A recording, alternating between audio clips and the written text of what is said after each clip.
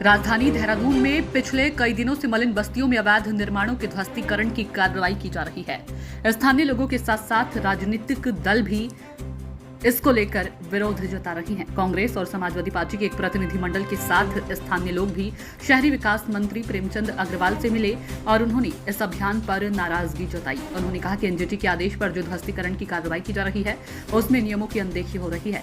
उन्होंने कहा कि न्यायालय की ओर से यह कहा गया है कि जो कुछ भी किया जाए वह नियमानुसार किया जाए। उन्होंने कहा कि प्रशासन की ओर से पहले सभी लोगों को नोटिस दिया जाना चाहिए था, उनका पक्ष सुनने के बाद ही आगे की कार्रवाई होनी चाहिए, लेकिन प्रशासन सीधे तोड़फोड़ कर रहा है जो कि कहीं से भी ठीक नहीं है। वहीं प्रदेश के शहरी विकास मंत्री प्रेमचंद अग्रवाल ने कहा कि 2016 के बाद से नदियों के किनारे अवैध रूप से किए गए निर्माण पर यह कार्रवाई की जा रही है। उन लोगों को चिन्हित करके प्रशासन ये अभियान चला रहा है। प्रदेश के शहरी विकास मंत्री प्रेमचंद अग्रवाल ने कहा कि जो प्रतिनिधि मंडल मिलने आया था, उन्होंने कहा है कि 11 मार्च 2016 से पहले के निर्माण को भी तोड़ा जा रहा है। इसका संज्ञान लेकर मुख्य सचिव को निर्देश दिए गए हैं कि जिन लोगों के पास 11 मार्च 2016 से पहले के प्रमाण हैं, उनके घरों को न तोड़ा जाए। से एनजीटी का हवाला दे करके, कोर्ट का हवाला दे करके जिस तरीके से गैर कानूनी तरीके से मकानों को तोड़ा जा रहा है, एनजीटी ने स्पष्ट कहा है और इसमें एनजीटी का ये हमें जो आज दिया है मंत्री जी को, बेदखली के लिए कानून प्रक्रिया है, लेकिन वर्तमान अभियान में कानून के ताक पर रख करके मनमानी तरीके से अनधिकृत रूप से उनको बेदखल किया जा रहा है। और जब कानूनी प्रक्रिया है, एक्ट है उत्तर प्रदेश का जिसको हमने अडॉप्ट किया है, उसमें कि आप उनको पहले नोटिस दीजिए, नोटिस के बाद उनको एक समय दीजिए, उसके बाद उनकी सुनवाई करिए। आप उनको सुनवाई का मौका नहीं दे रहे हैं, और तो सुनवाई का मौका नहीं देना। दूसरा एक और बात बताना चाहता हूँ, ये अगर मामला कहीं हाई कोर्ट और सुप्रीम कोर्ट चला गया, ये इन बस्ती वालों की तरफ से कि हमारा मकान तोड़ा गया, तो जो अधिकारी तोड़ रहे हैं, चाहे वो डीएम हो चाहे एसएसपी हो, सब नप सकते हैं, क्योंकि ये तब वहाँ हो चुका है इस तरीके का, क्योंकि तमिलनाडु में हो चुका है। तो बेसिकली चूंकि ये गरीब हैं, इनको कानून का, लेकिन हम लोग हैं, ये हम राजनीतिक दलों को लोग, संगठनों के लोग, हम कानून के तहत जो भी आता है वो आप करें।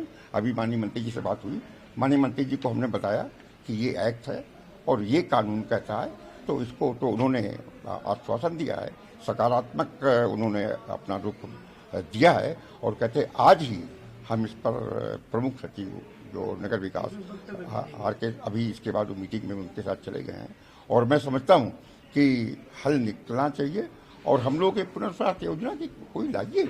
और इस समय जो इमीडिएटली मांग की कि इमीडिएटली से बंद किया जाए। अभी बरसात आ जाएगी 10 दिन बाद, 5 दिन बाद, तो ये बेचारे जाएंगे कहाँ? ये अल्टीमेटली देश के नागरिक हैं, इन देश के नागरिकों को रहने का अधिकार है, तो ये हमारी जिम्मेदारी है। हम वेलफेयर स्टेट हैं, अगर सरकार है तो सरकार वेलफेयर स्टेट है। ये आज हमारा मुख्य मुद्दा है। आज ये शिष्टमंडल अलग अलग विपक्षी दल और जन संगठनों की ओर से माननीय मंत्री जी से मुलाकात की। हमने दो मुद्दों को रखे माननीय मंत्री जी के सामने।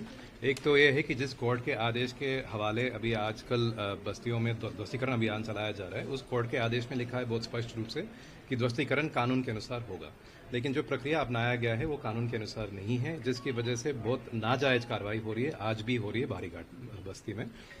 और हमारी तो उनसे रिक्वेस्ट ये था कि इस पे तुरंत रोक लगाया जाए, स्थगित किया जाए और कानून के अनुसार काम हो। दूसरी हमारी जो मांग थी कि वो था कि जब तक इसके लिए कोई स्थायी व्यवस्था नहीं होगा, और जिस काम के लिए 2018 में सरकार ने अध्यादेश लाई थी कि पुनर्वास और नियमितीकरण का काम के लिए, वो काम आज तक हो नहीं पाया है।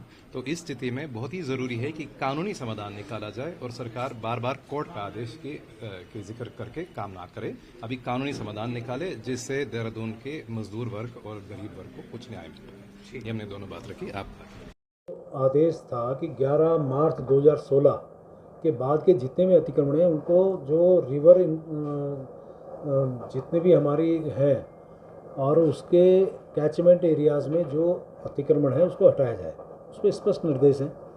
लेकिन जो मेरे पास जनप्रतिनिधिगण आए थे उन्होंने कहा कि 11 मार्च 2016 से पहले के भी लोगों को हटाया जा रहा है।